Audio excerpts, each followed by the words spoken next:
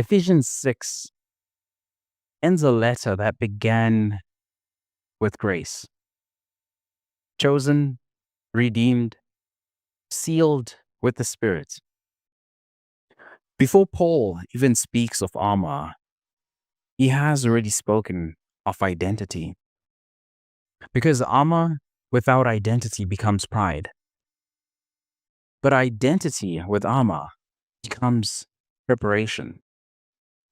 The chapter opens in ordinary obedience.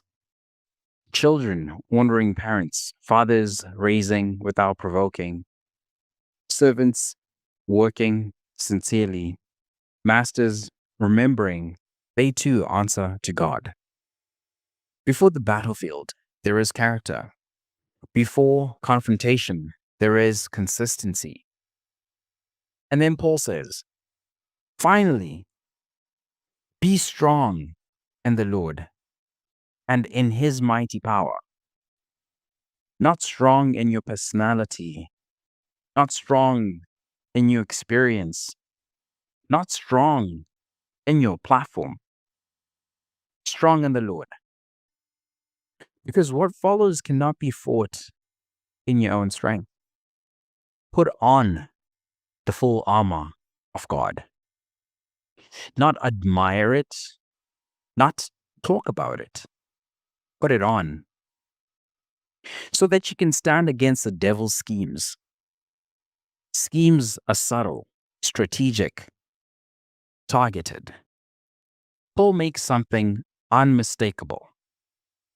Our struggle is not against flesh and blood, not against people, not against faces, not against personalities. The battle is deeper. Rulers, authorities, powers of this dark world, spiritual forces of evil. You cannot fight a spiritual war with physical reflexes. So again, he says, put on the full armor, the belt of truth. Truth holds everything together. Without truth, everything slips. The breastplate of righteousness, not your own performance, but Christ's righteousness, guarding your heart. Feet fitted with the readiness that comes from the gospel of peace. Peace is not passivity. It is stability in motion. The shield of faith. Faith extinguishes flaming arrows, accusation, fear, doubt, temptation. They come fast. Faith absorbs impact. The helmet of salvation. Your mind must be guarded. Your identity must be secured. Salvation is not fragile. And the sword of the Spirit, which is the word of God. The only offensive weapon, not opinion, not emotion, the word. But notice the repetition. Stand your ground. After you have done everything, stand. Armor is not for chasing. It is for remaining. Putting on the armor means you prepare before the pressure comes. You anchor in truth before deception whispers.